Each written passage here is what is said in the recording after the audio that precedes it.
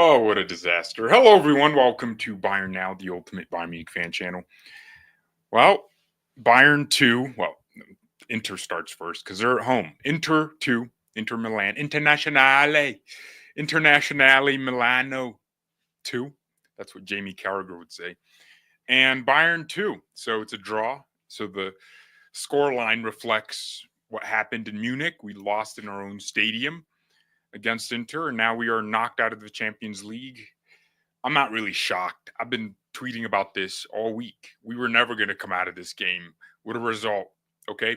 Even when it was 2-2 and we needed one more goal to equalize, I was like, yeah, it's not going to happen because we don't have the cojones, the balls, you know?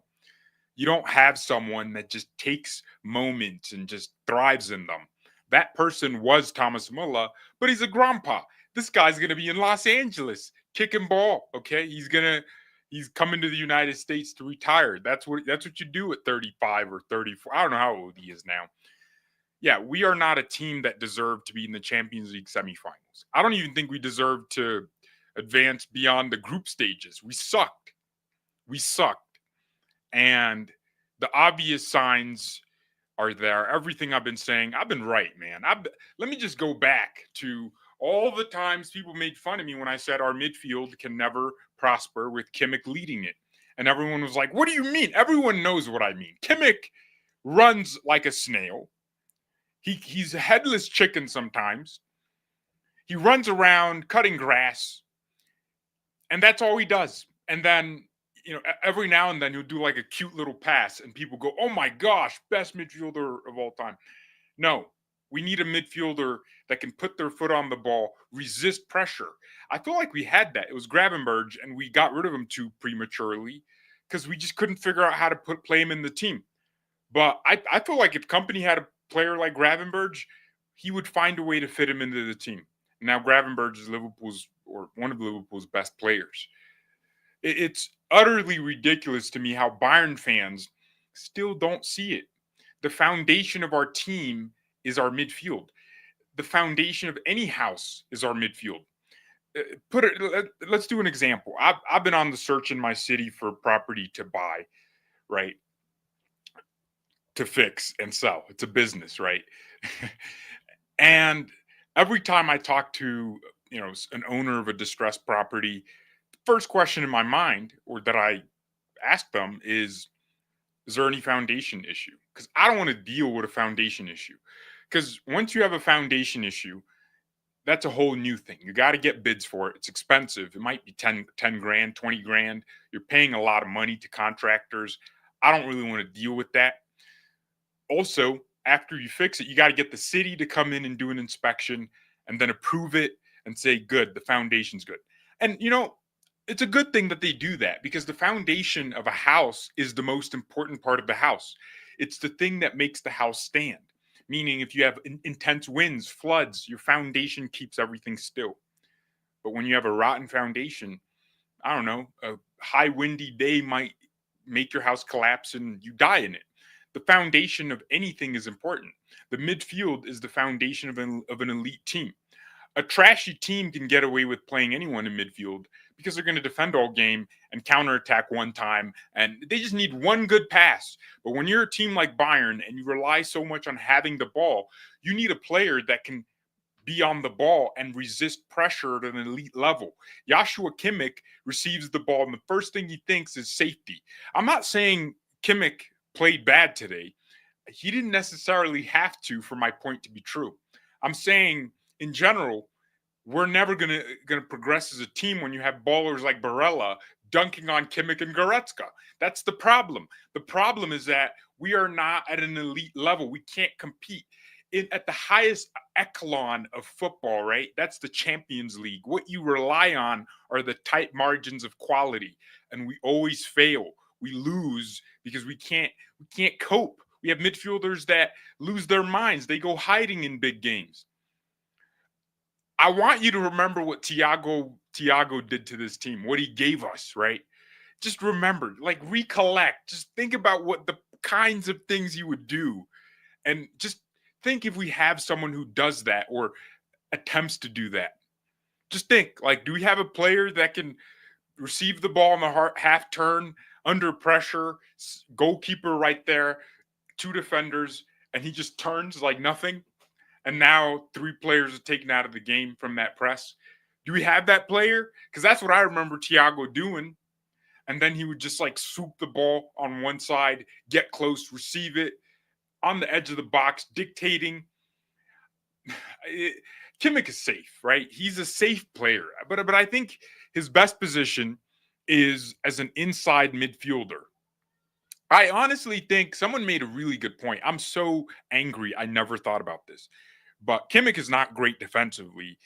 I mean, there was that one game, I can't remember who we played, but he shot like a big player out. Was it Vinicius or was it Mbappe? Like he played right back and he just did so well, right? It was like surprisingly good defensively.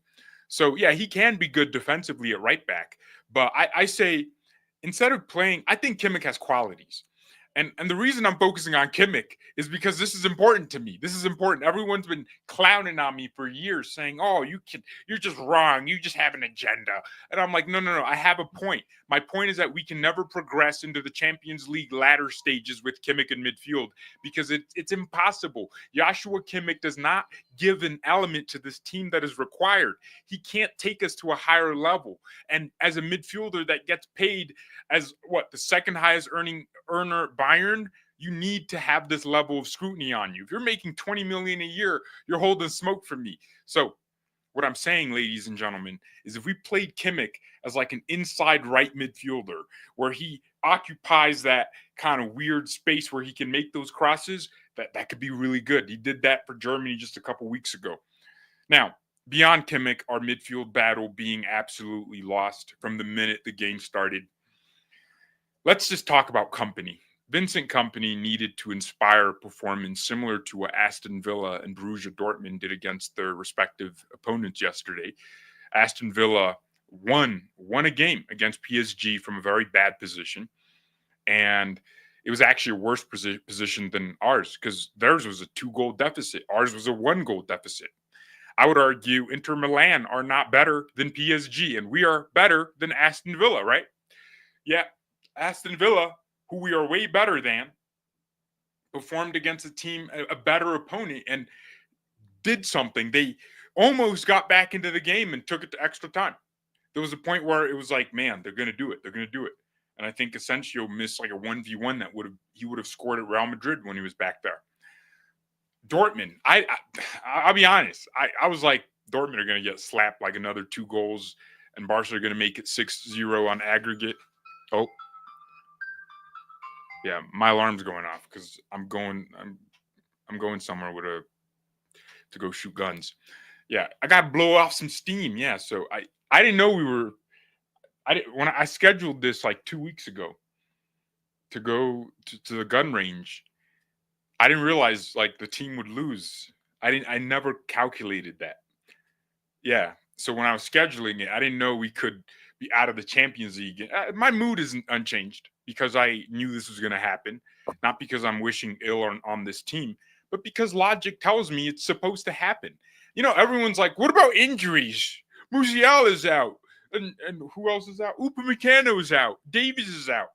Guys, we would have lost this game without injuries because we weren't performing that great in the Champions League anyways. There was a reason we had to play the playoffs because we didn't get enough points to just qualify to the next round. So it wasn't something we were supposed to do. Also, we played Leverkusen in the last round. We were supposed to beat Leverkusen, right? Just by pure logic alone. They're second in the league to us. They aren't as good. They don't have as that many great players. They just have a really good system. So we were supposed to win that game. And people kind of got carried away. They thought we were going to win the Champions League in our own stadium. And I'm just there like, no, we don't deserve to. Because even with our best team, we still aren't good enough. We still don't have enough grit. And not just enough grit, enough quality. Kim Jong-un, man, he needs to pack his bags and go back to his country. China, he needs to go back to Xi Jinping, his leadership. Get out of Europe. You're not good enough. Kim Min-jae, it's interesting that I was so spot on about him. I'm so right about everything. What I said was Kim Min-jae is a instincts player. He defends with instincts, and usually his instincts are right. But when it matters at a high level, his instincts are just off. And when they're off, the team loses.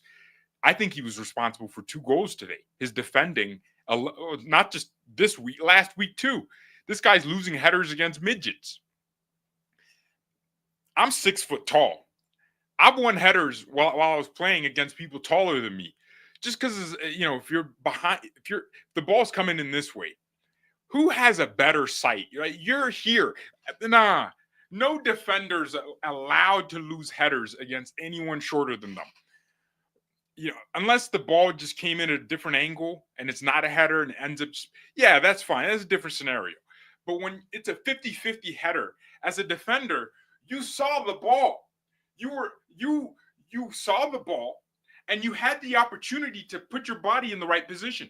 You're never going to watch Van Dijk lose a header against Lautaro Martinez because it just doesn't happen. It's Van Dijk. He just knows what he's doing. But Kim is there just like a dummy. He's not reading the ball coming in and then anticipate. As a center back, that's all you train. All you train is your anticipation of when the ball comes in. Yeah, you'll make mistakes here and there, but you should never make those against someone that's 5'9", 5'7", or whatever. Lautaro is a midget. He's a midget.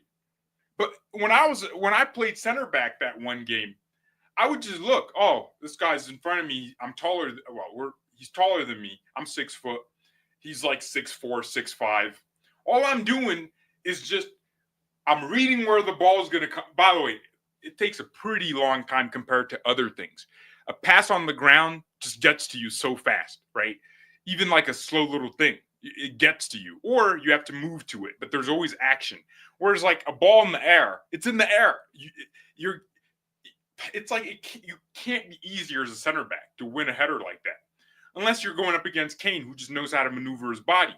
Not today, Harry Kane didn't know how to maneuver his body because he sucked for the majority of this game and then scored a goal that, honestly, I don't think he expected to score. I don't know. Kane just kind of shot. And he was like, let me just shoot. And he scored it, which is cool. But I don't think he thought he was going to score that. Anyways, as a defender, you get your body in a position where you can sprint forward and jump over your opponent. It doesn't matter how tall they are. Because what are they doing? They're here like, where's the defender? Right? They're trying to feel for your body. But if you just know when and where they are, you could just pressure them. Like, you can push them, make them fall down. You can do so much as a defender. The attacker is at a huge disadvantage. But when you have a Lautaro Martinez, 5'8", 5'7", that guy's my dad's height. I just know it's impossible for my dad to ever beat me in a header. Kim is 6'3". He's very tall. And he's over here losing headers against midgets. Disgraceful. He needs to be sold. That guy needs to go. He's not young. This is the problem with Bayern fans. They just can't imagine why I'm criticizing someone like Kim so heavily, or Kimmich. It's because these guys are 30 years old. They are adults. They are not developing players. I'm not going to, if Vidovic came in that game and missed something, I don't care. It's Vidovic. He's 12 years old. He's probably like 22 now, but he's still young.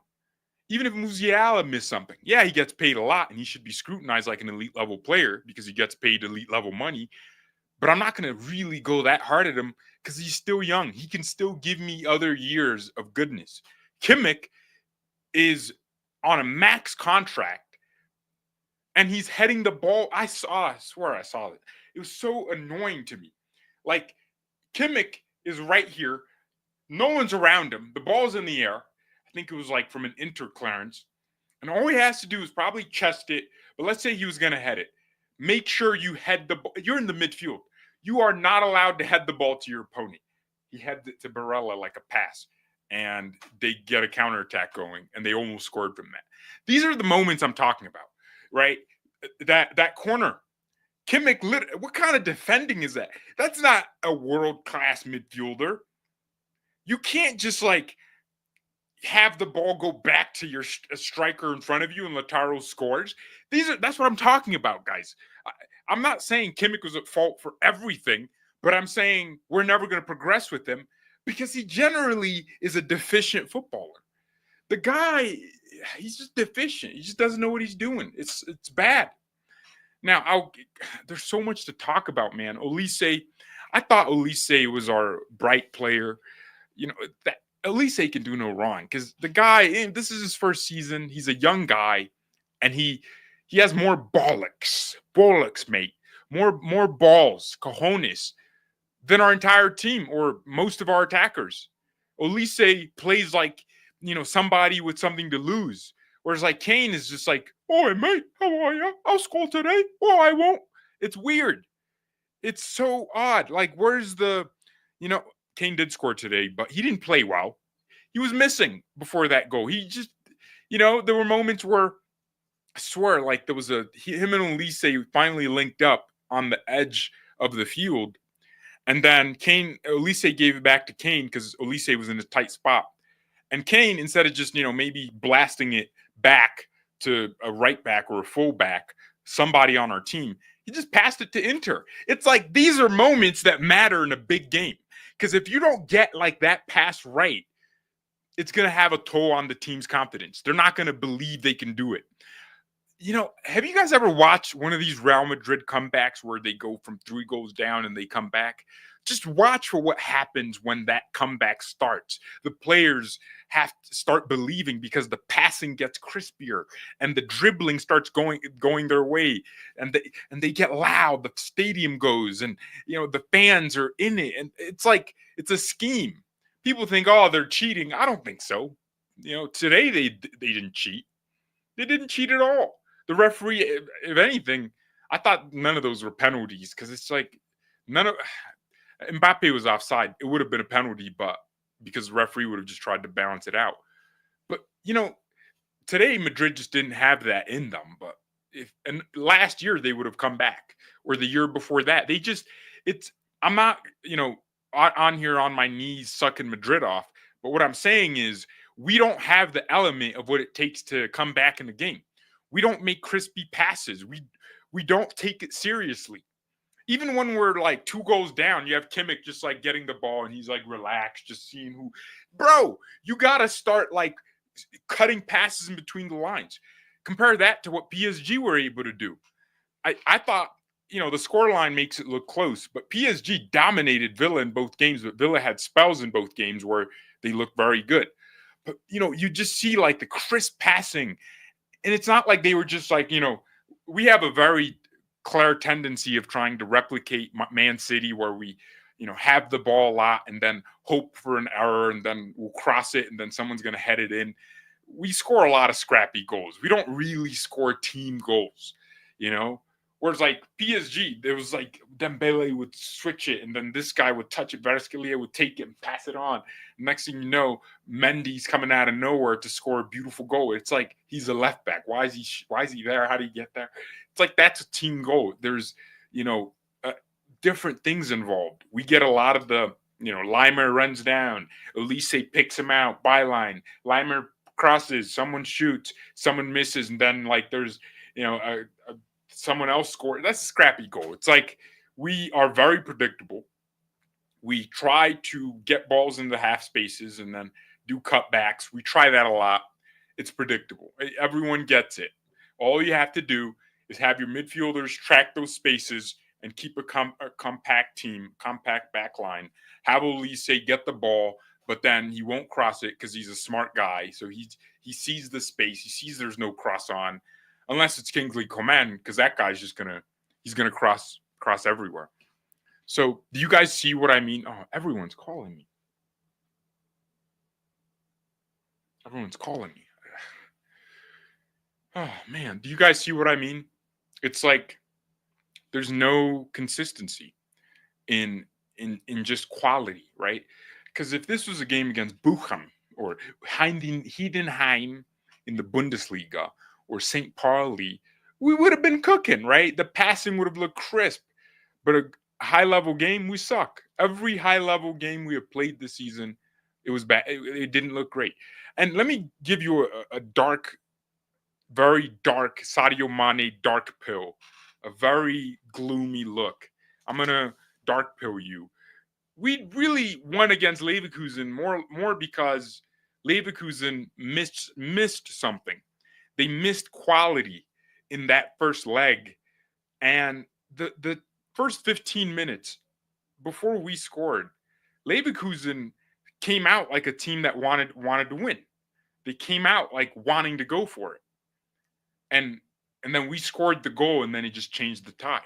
So was it more like we were so great against Leverkusen and got through?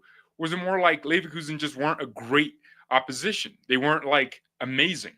And I'll give you another one. Inter Milan aren't good, bro. They are not a great group of individuals. What they have is a system that works for them for what they are. They're a counterattacking team. They're not going to do that against, they're not going to succeed against Barcelona. They're going to get cooked. Lamine Yamal is going to cook them. Okay? Pedri, you guys are going to watch like what we should have done against Inter. Barcelona are going to do it. You're going to watch Pedri doing that yoga bonito. He's going to be doing half turns. He's going to be doing all the. You're going to watch it and you're going to be like, oh, why didn't we do that? It's because we have Kimmich and they have Pedri. And then when I compare Kimmich and Pedri, everyone's like, profiles. What's a profile? A footballer playing this position, picking up these spaces, but doing it better than the other one is not profiles. It's just quality. It's ability. What are we gonna say? Look at Rodri. Let's say Kimmich and Rodri do the same things and they play the same position. Rodri is just better at everything. He's just he's just like 10 times the player. That's the problem, right? If Man City lost Rodri for like 6 months, everything falls apart. We put Kimmich right back and it's like, oh, nothing changed. Nothing really changed. That's my point, guys. That's my point. I thought Müller, it's sad that this is his last, Champions League game. It's really not a surprise that we were going to go out. But Müller, like, do people not see what I mean when I talk about bollocks, the balls? Müller in the first like half, or like a 20-minute patch, he was like creating stuff. He was like trying. You could tell like this guy was once like unplayable. Like and his pressing is still very good. And it's like, why are none of these younger players? Muller's just better than them. There used to be this narrative that Thomas Müller wasn't really that good of a footballer. He was just like really smart. That's stupid. Muller's also a really good footballer. Like he also has the ability to pick out good passes, and it's not just space interpreter. That's a way to underrate him. Müller also had great finishing and lethal presence in games. Presence is not, oh, you're just around. It's like you're around, but even when you don't have the ball, you could do something. That's what presence is. Like Thierry Henry, he had presence. Like even Mbappe in a way, or Vinicius Jr., these guys have presence because it's like Arsenal still had to defend till the last minute. Because you don't know what Vinny can do. That's presence. Presence is when you get the ball and everyone's scared. Like, what are you gonna do a Messi? You might that's at the very least, if you're not gonna have an astounding amount of gifted ability from birth, God just gave you a great left foot. Have presence. Presence will get you places. I would say someone like Musiala, that's something he has to develop in his game. He certainly attracts presence when he gets the ball, but he doesn't really have it in terms of like he's just standing there like Neymar, like, and everyone's terrified. Like Lamine Yamal already has it. It's like Lamine gets the ball and it's like, crap, he got the ball. It's like, that's the problem. A lot of our players just don't have like that grit, where people just see them and go, oh my gosh, last season, you know what he did? He dribbled through 4 players and got his team back into the tie, and they won the Champions League in the end. We don't have a player that can do that. Sané, I thought Sané could have been that player, but he sucks. Leroy Sané sucks. And the reason he sucks is because he'll give us like 4 games every season where he's like world class, and we're like, wow, that's amazing. That's why we bought him. And then he'll give us like, the rest of the games where some games where he's underwhelming, but you can see the glimpses of goodness, and then he just sucks for the rest. And guess what? In a serious look, it's funny because I made the argument that Sane staying is not the worst thing for Bayern. Because if he gets a pay cut where he makes half the money he's making, and no sign-on fees, none of that crap, and he just stays for 3 years, that's good. He's decent squad depth, right? You can always bring him on and he can do something in a big game or something. But a serious club would just sell everyone and buy good players, because we don't have to keep Sane unless we don't believe we can replace him well. And that's the problem, right? You also have the weird revisionist, the guys that are now sucking off Pavard. Like, oh, look, Pavard was good. We should have kept him. No, we shouldn't have. Because the guy was celebrating a goal after scoring against us. He was a scumbag. He sucked. And he wasn't. It's like someone like Pavard leaving, great, but we didn't replace him well. That's the problem, guys. We don't replace bad players well. So then when the bad players go somewhere else and they look half decent, we only ever see their good moments because no one's watching Inter Milan that's a Bayern fan to watch Pavard. But you see like him scoring the Champions League against us, you're like, man, we should have kept him. No, we shouldn't have kept him. But funny enough, he was better than all our defenders. What does that tell you? Does that tell you Pavard is just an amazing player, or that we suck at replacing bad players? We don't have depth.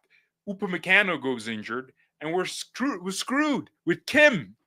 By the way, funny enough, Dyer's one of my favorite players in this team. And he's a Tottenham player because Dyer has like balls. The guy is competing against Upamecano and Kim, knowing he's not going to play. And every time he plays, he excels. He's probably most times better than them. And you know what? What's telling is at least Kompany kind of sees it because he took off Kim and they were both booked. He could have taken off Dyer, but he took off Kim, the more expensive player. What does that tell you about the more expensive player? He sucks. It's interesting that we had De Ligt, and everyone was like, De Ligt. And it's like, he was still better than Dyer or than Kim. And in my opinion, Upamecano would not have changed this game. He's also another instincts defender. And he's just better than Kim because he's more athletic and he's darker skinned. That's it. He's better than Kim because his athleticism is better and his passing is better. His on-the-ball abilities are better than Kim's. But they're not different in the way they play ball. What you want is someone like William Saliba, a composed defender. PSG impressed me with this Pacho guy. I had never seen him play, but I look at him and I'm like, man, he made some mistakes. But they're not like Kim mistakes where you go hunting for chicken and the chicken dribbles you and in between your legs. It's not that. It's a different level. So I think we need someone composed. Van Dijk. Man, I was begging for that for a free signing. Van Dijk on a free signing, or I think we had to pay like 30 million or something. That would have been a dream signing, man. Now he's Liverpool's captain and he's going to be on top of the world for another 2 to 3 years. And it's like, man, if we had that, like, it's funny. You know, it's hilarious. We got rid of Mats Hummels so we could bring in Lucas Hernandez. And none of the people we have brought in since Mats Hummels have been better than Hummels. I'm gonna be honest there. Hummels went to Dortmund, and he was still at a very elite level. It's kind of hilarious how that works. Yeah, we got rid of Hummels, and no one we have gotten since has excelled his level. Oh, so what's up with Bayern now? So, as a club, Bayern needs to do some serious buying in the summer and selling, not just buying, selling. We usually buy. We buy garbage. We have to sell as well. I mean, you're never going to convince me to keep Goretzka. He sucks. He's not a good footballer.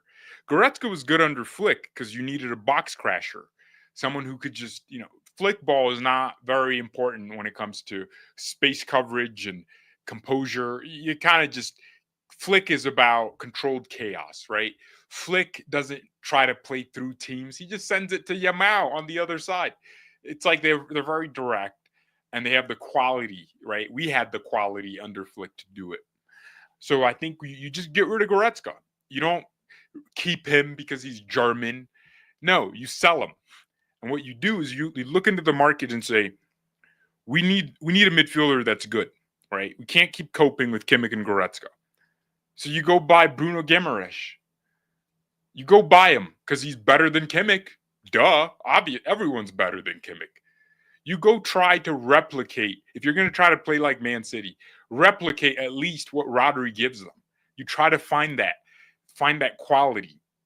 So you look out into the market and you see whether or not some of the players out there in the world can fill those positions better than the players we currently have. You have to do that fast. Then you get Florian Wirtz because you need someone to replace Müller, but not just to replace Müller, to add quality to the team. And then, in my opinion, you get someone like Rodrigo because you need a winger that replaces Coman and Gnabry and these guys. You sell Gnabry, you sell Coman, you sell these bums.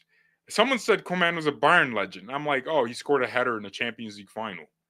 That's why we have to consider him in the same category as Ian Robin and Frank Ribery because he scored. Really? Yeah, he's a legend at getting injured. No, sell this bum. He sucks. The guy has not developed a hint of footballing IQ since he joined Bayern. Get rid of him. He's like 30 now. He's not a kid. He doesn't have time to develop. Get rid of him. Gnabry, another one of these stupid little bums that are just holding this club back. And I hear from like the news reports that Serge Gnabry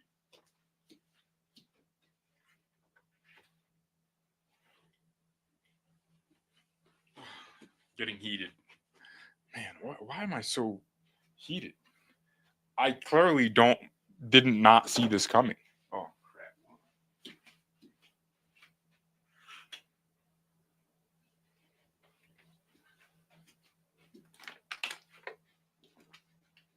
crap. Let's look into the chat messages here. I want to hear what you guys are saying. Gnabry earned his next 20 million contract. Oh my gosh.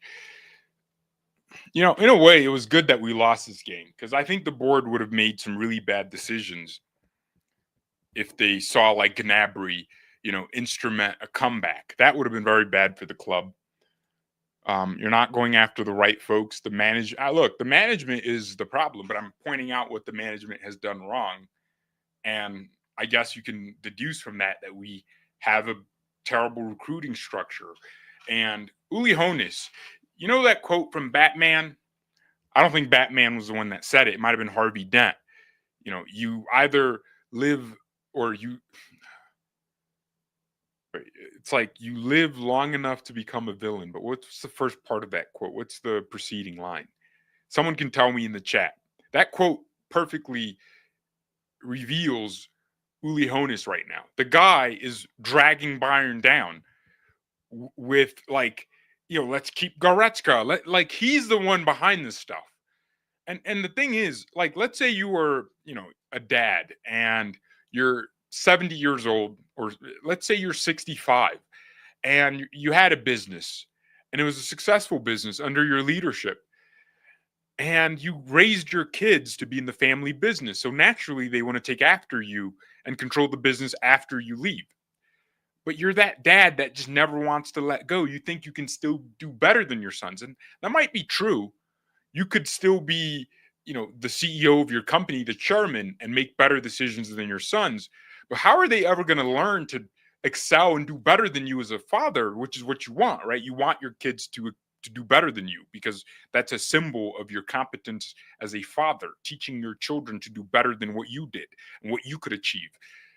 Yeah, if you're just stopping them from taking control, then they're going to fail and you can be blamed for that. They're not going to learn the lessons necessary. They're not going to fail and learn from their failure and learn to get back up. That's what Uli Hoeneß is. The guy did well at Bayern. He has built the club. He did a lot. But now he's holding on to power. He's grasping onto it. He's like a dictator that just won't let go. Even if he has Alzheimer's and dementia and cancer all in one, he's still holding on to his death. It's weird. I think Uli Hoeneß needs to finally let the club breathe, post him. he needs to allow the club to find its way. We have smart people at Bayern. It's not like, Herbert Hainer or Christian Dresden, or is it Jan Dresden? Yeah, it's not, or Max Herbel. It's not like these guys are like dumb. No, they're smart. They'll make mistakes for sure, but they're smart. But it's just that we have an honorary club president who's not even honorary. He's just the club president. He's just making all the decisions. And that's the problem. And what Uli's trying to do, and what he experienced when he was building Bayern, was an environment where it was conducive. It was important to not have debt. And so, the club had been very, under his tenure, had been very safe in its decision makings, never trying to buy superstars, only focusing on, talents that could, build a really good team. But we're not in that era anymore. We're in an era where some sheikhs, from Qatar, from the United Arab Emirates, Saudi Arabia. Saudi Arabia is a little different because they're just building their own teams, and as opposed to buying too much into foreign clubs, but there's still an existence of that for sure. But you have international billionaires who don't really worry for money. They certainly have an unlimited funding of the money. As long as there's oil in the Middle East, which I think there's always going to be oil in the Middle East, you're going to have a situation where you have billionaires that are interested in football. And so they're going to buy whatever club they can afford, which is any club. And they're going to infuse any amount of money they can think of. Just write a check. And it doesn't bother them. We live in that era. And Bayern have not made the investments necessary to stay in that era, despite making record revenues, despite bringing in record profits. It would be fine for Bayern to be unprofitable for a few years, just if we get players that are at the level necessary to compete. And that's the thing. We're not even competitive. That's the problem. We don't even have the squad necessary to win the DFB Pokal. We should want to win everything. Yet here we are every season talking about depth. We don't have enough. We still have these bums. And we have players earning insurmountable amounts of money, and they don't do anything. And then you have fans who are like, what about the campus? We need to find our own Yamal. The Bayern campus hasn't developed a single elite player since Toni Kroos and Thomas Müller and Alaba era. Bayern's campus is useless. Don't say Musiala. Chelsea made him. Okay, don't give me that crap. We don't produce anyone. So the real question is, if we're not producing young players using our academy, what's next? Well, we buy players. We invest there. Yeah, we can lose some, make negative money for a few years, get in some slight debt. And guess what? With the success we gain on the field, we're going to make that money back. And Bayern have a problem. We could regress into Juventus. I can sense it coming if we don't change course. We're going to regress into Juventus because Juve, they kind of got complacent, right? They started making really bad signings consistently. And, they were still doing well in their league, but then other clubs are like, we don't have to be down here forever. Let's invest more. Do you think Leverkusen, they're not going to be thinking, okay, Alonso's definitely leaving to Madrid because Carlo's gone after this result.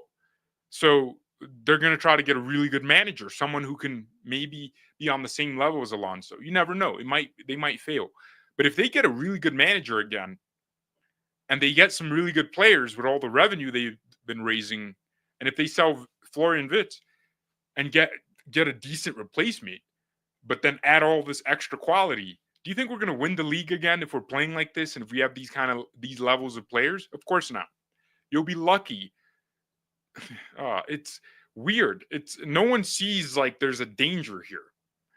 There's a danger where Bayern keep underperforming for one or two more seasons, and then we just fall into this loop where we're sacking managers every week, and we don't have any consistency at the executive level because the sporting director is getting fired every week because we don't know what we're trying to plan for. All because we're trying to hold on to this Uli Hoeneß wisdom Master Uguay left. He could have come back. He could have just came out of that spirit realm when what's his name? With the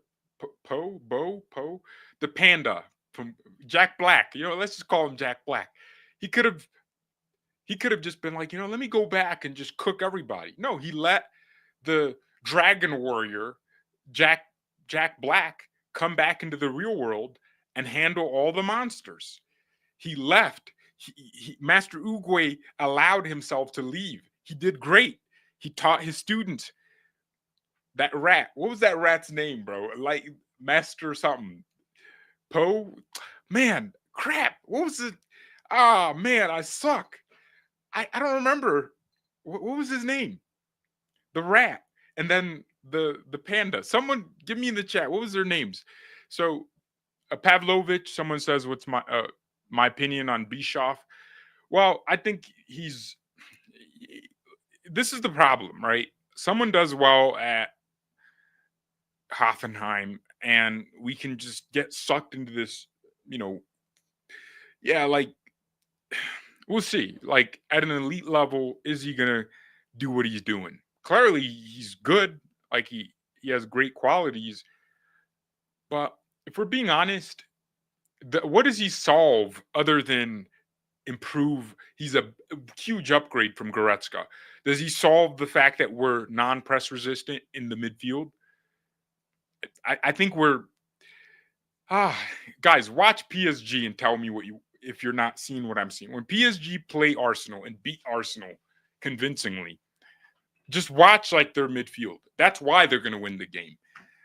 The structure is amazing. It just moves my soul.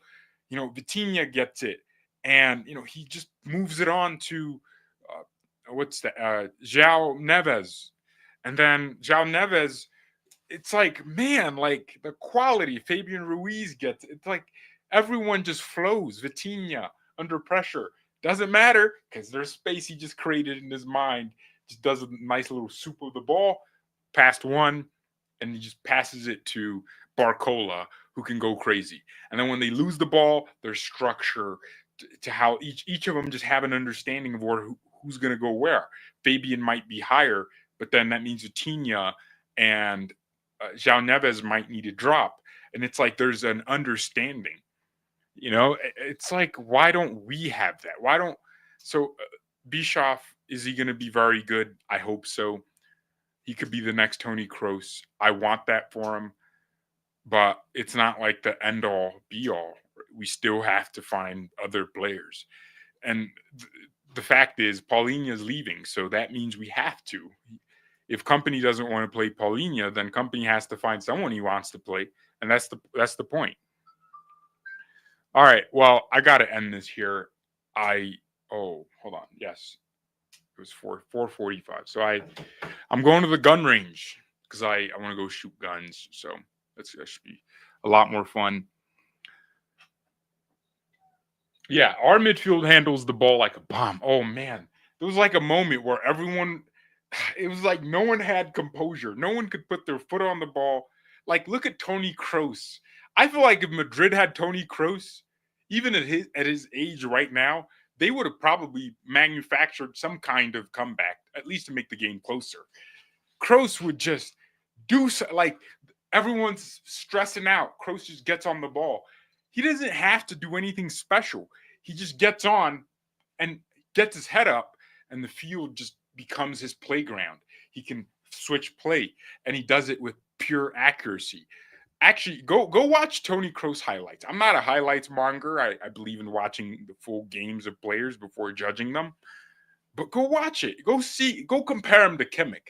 Because, if there's a player we compare Kimmich to, I guess it's Kroos.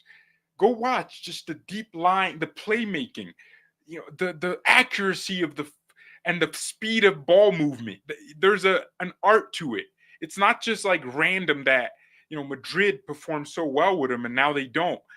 And it's like they can't figure out whether Camavinga is that player. And when Modric leaves, you're going to see a bigger hole. They're going to need to find a way to figure that out. But just watch like how Kroos, like he'll be like walking back, right? This is what I mean when I say press resistance. Kroos ain't like a Busquets where he'll like turn on pressure. He's not Thiago. But what he is somebody that can be like this and just first time ball into Carvajal's feet running from right back, and the ball wraps around the whole field. That's also a way of beating pressure. But you know what Kimmich would do receiving the ball? He would just like hold it and then pass it to our left back or pass it back to the goalkeeper. It's like, what's the point of you? Aren't you the playmaker? Aren't you the guy that's going to get us out of these tight situations? That's what your midfielders are supposed to do. They're supposed to find ways to manipulate your opponents to do something so they can progress play. That's progressive play is important. Goretzka can't do that. Of course not. He can't even touch the ball for 2 seconds without treating it like a bomb. You know? It's like, man, I just miss watching Tony Kroos and Thiago. Football is losing.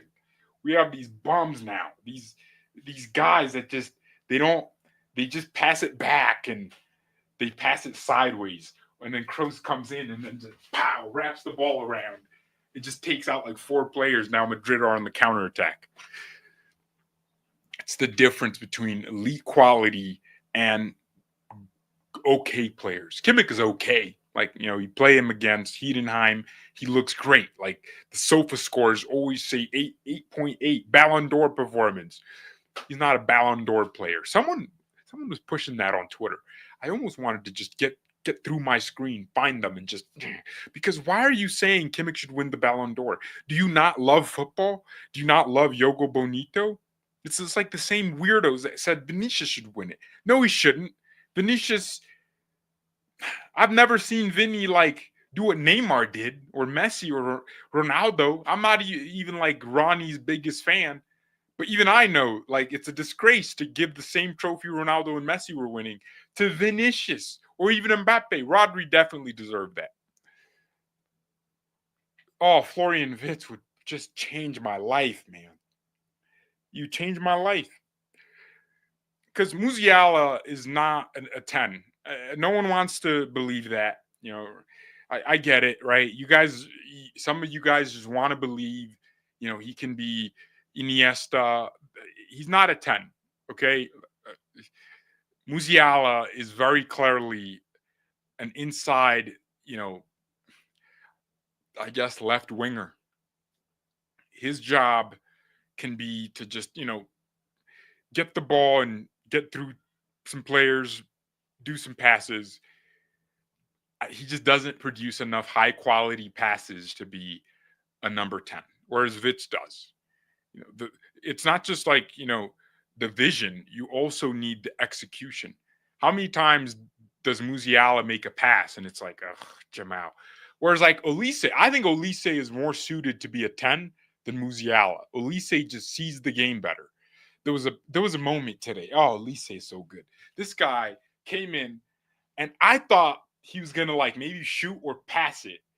And then he just picked out a weird pass. I didn't even see this. And then Müller missed, which it's a hard shot. Müller doesn't get any criticism from me because he tried today. He tried better than these other bums.